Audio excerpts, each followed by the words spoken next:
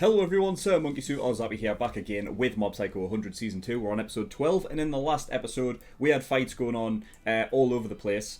We had Sho go up against his father, Suzuki, and that didn't really end well for Sho, I don't think. I mean, we didn't really see the aftermath of Suzuki charging up, because he was able to charge up, and apparently he's been doing so for at least 20 years. Which that is a lot of power to charge up and let loose. Now, I'm guessing that he didn't really use all that much of it, because I feel like at the end of this season, so within this episode or next episode, I feel like he's going to use up that power against Mob. I feel like that's just bound to happen, isn't it? So yeah, I don't know how much he actually used on Sho, but he did so anyway. But we didn't see the aftermath of what had occurred with that. We also had Teriki and his crew, bunch of the 7th Division Claw guys, go up against what was it, like Shimazaki or something? I think that's his name. Something like that. The guy who was blind, who could teleport and stuff like that. And they managed to overcome him for a short, brief moment of time, by basically learning his pattern of attack and things like that. But then he used Mind's Eye.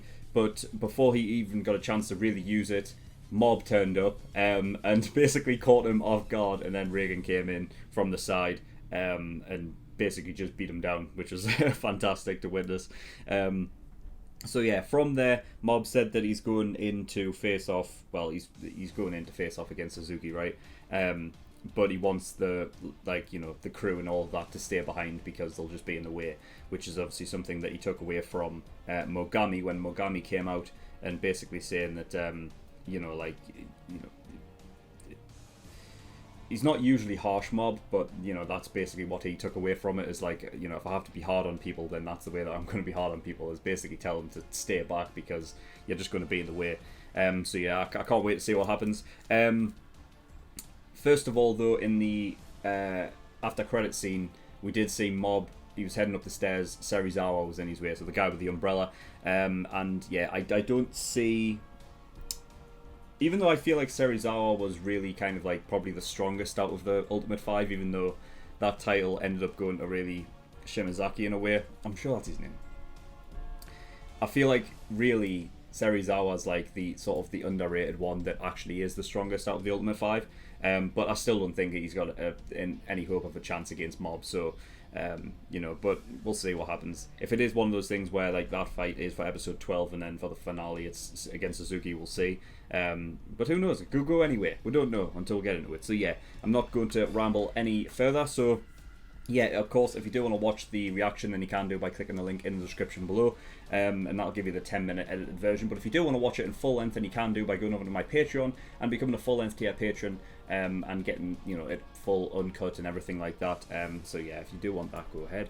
But yeah, without further ado, we're going to get in episode 12 and see what we get. So without further ado, let's go.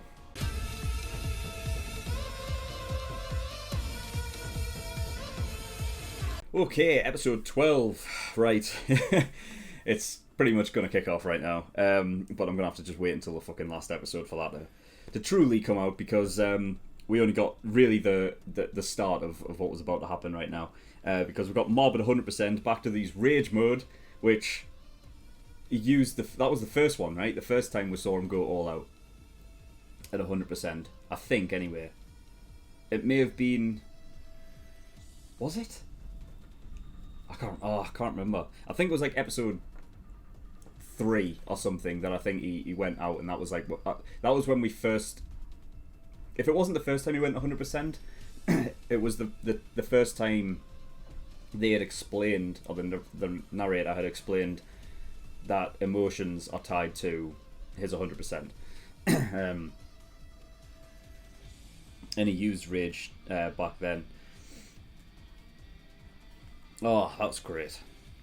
That was great. So it started off with Serizawa, and yeah, I think it was, you could see the similarities between him and Mob from the get go. I think when they were talking like to each other, and pretty much from the very get go, Mob understood. So yeah, he was a shut in for like what, 15 years, he said. Basically because of his powers and all of that he was actually he was hurting people and things like that, and that's what actually caused him to become a shut-in, because he didn't want to, he didn't want to have to be around anybody knowing what he can do.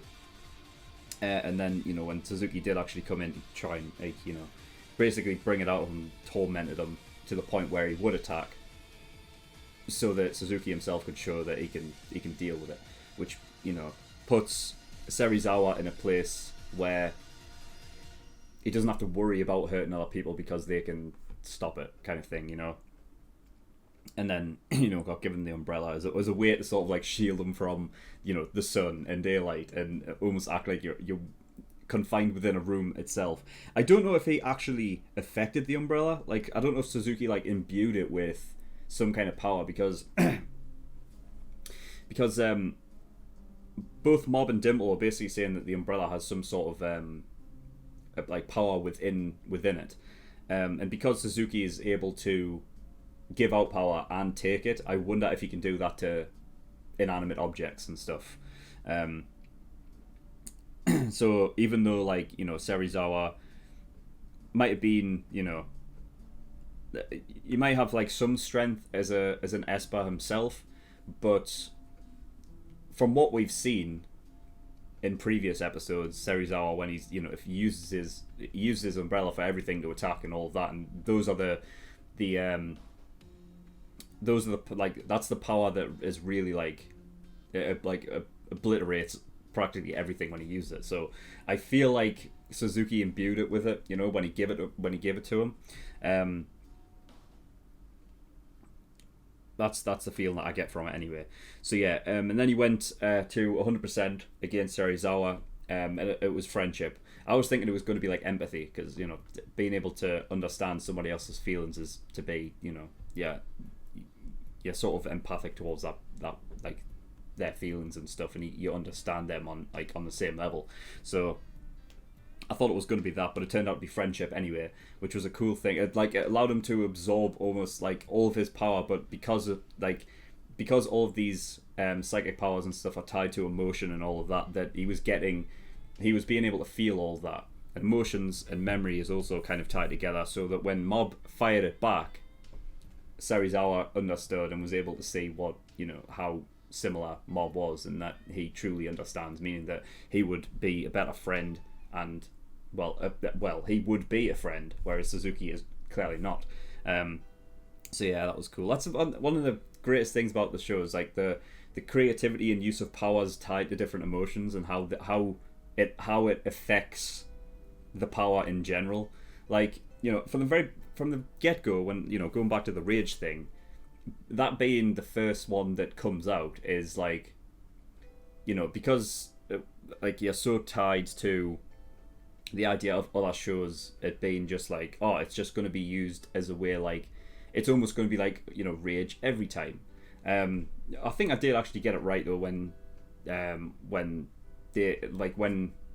episode 3 of season 1, when he did bring out the rage thing, he was talking about emotions and stuff. I think I did point out, like, what does that mean that he goes into 100% and uses different emotions? Or I think I questioned, like, what would happen if it was some kind of different emotion?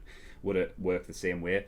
And I was thinking, like, I think it's easy to tie from that point anyway, that, it's just going to be, every time he goes 100%, it's just going to be that, like, it basically gives him some form of strength that allows him to take out an opponent, when in reality, like, you have a lot of things that it works for different reasons, like sadness, when after he fought Tereki, and the sadness basically reversed time to put everything back together. I don't know if it was reverse time or it was just putting things back together itself, but it was, something along that line. And then you have other things like what was it, like, was it happiness, the other episode, where he was going against all the negativity and stuff with Mogami and things, and then here with friendship, allowing them to feel each other's sort of pain and what they've gone through and everything like that allows them to link up for friendship. Is it's just another example of that.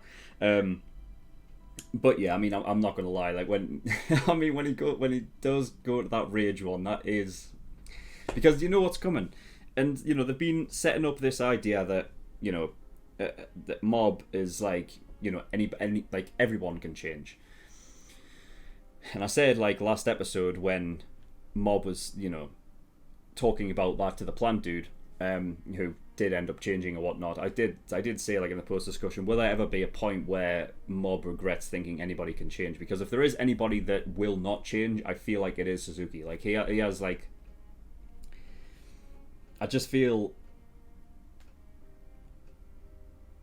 like he's so cemented in this sort of this reality that there's no way to go back to that, like to something, you know, where he's a good guy. I just don't see how that's possible. If I mean, I can't say anything yet, because if it does happen, then you know, I don't know how I'll feel after it, because I've said, like, a lot of times in shows where I'm like, if it goes this way, I'm gonna call bullshit on it, and then they do that, like, it does end up going that way, and I'm like, yeah, actually, you know what, I'm actually fine with that. But I don't know, it shouldn't be that easy, I don't think. And that might sound like a bit, like, you know, moronic, like, you know, when they're clearly, like, fighting and going all out, like, to call that easy.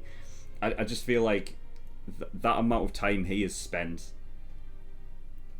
completely in disregard of anybody else and feelings for anybody else, that he builds himself up to that point over the course of this many years, for it to just be reversed over the course of, like, one fight, regardless of how big or epic, or, you know, how many times he gets fucking hit or anything. I guess, I don't know, you could hit him so hard he has amnesia. I just, you know, I feel like Suzuki is the one that can't be changed. If they've been setting up this story for that, I feel like that is the case, which does sort of lend itself right now, only at episode 12. It does make me wonder, how can Mob deal with it then? You know, if he can't change him, because, I mean, it's not like you can just go out and kill him, is it? You know, so I don't know. I guess you could just sort of, like, get him to a point where he gets arrested and stuff, I suppose, like, similar to, like, the All for One thing, which, yeah, I mean, speaking of, I mean, he's basically All for One, isn't he? Being able to dish out power to people and then take it back. It will, so. Yeah, so Mob comes in, he sort of confronts Suzuki, and immediately, like, you know, they talk about, like, Mob was like, you know, talking to Sho, like, were you the one that set fire to him? And, you know, basically Sho exchanged it and was straight up and truthful, and Mob straight off the bat doesn't, you know, blame him for it, or he forgives him for it, because he understands the situation right now, similar to how Ritsu does. So there's very, like, even though Mob wasn't there and privy to the information of like that talk between Ritsu and Sho, when Ritsu was saying, you know, I understand because I'm in a similar boat, Mob understands that as well from Ritsu's point of view, that, you know, even though they have, like, has there been that? Yeah, there was that talk when Mob and Ritsu sort of fought that one time, right? Or they were about to, and Mob sort of, like, refused to fight him and stuff, but Ritsu basically got it all out. So from that, you know, Mob could deter that what was really happening here was a sort of similar situation, and that's the reason why he doesn't blame Sho. So yeah, it's cool. It's cool that Mob understands that, even, like, in the, you know, the situation of just trying to calm everything down, that he's still got that wherewithal to, you know, to understand that and stuff. So yeah, unlike just Mob with his percentages, we've also got Suzuki percentage as well, which I guess is referred to output. So he's at 10% right now, and it seems like he can take Mob at 100%, and that's at a 10% output. But I mean, Mob has been able to deal with everything thus far.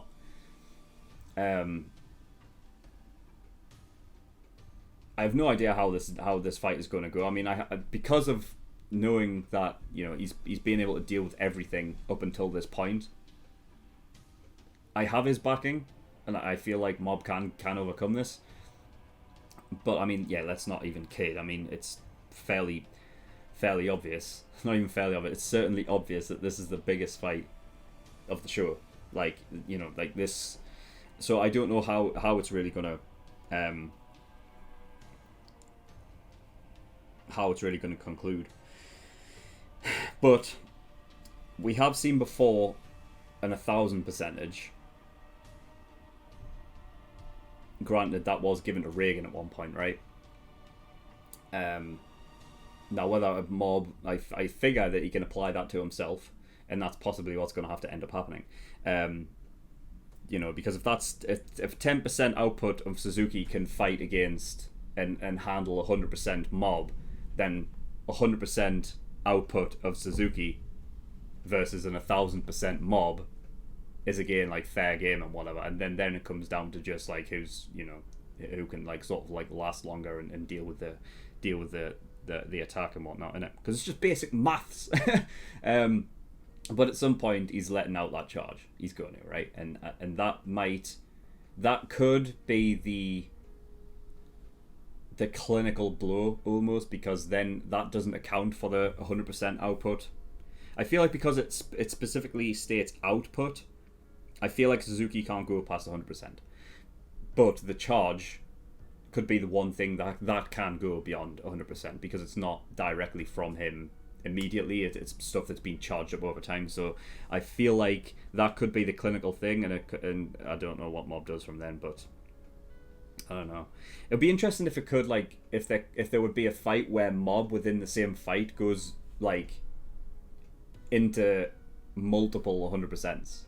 Like different emotions, like, throughout the entire fight, if a fight was to go long enough. But I mean, we've only got one episode left, so I don't know. And there has to be like I feel like there has to be a sort of cool down period in the episode to finish off the season, right? So the fight is going to be at least half of the episode, I would say, at most 3/4 possibly. So I don't know. I don't know how much. I don't know how the fuck it's going to go. But mob. I love the fact that, like, even during, like, in the middle of a fight, he is holding up now the whole tower that they are fighting on, so that mob can make sure that they are, far enough away from the group to where they don't get caught up in the attacks and stuff and the fighting, which is mental to me, because that means that he's literally going to have to do that the whole fight. Like, that's something that mob has to focus on whilst fighting, right? Unless he literally flies it away to somewhere different. I don't know. Either way, I'm excited for the next episode, but yeah, I mean, that's all I've got for this. So yeah, awesome. Thank you everyone for watching. If you do want to go and watch episode 13 and the season 2 finale, then you can do right now by going over to my Patreon and becoming an early access tier patron, because that'll be up as this episode goes out on YouTube for the general public.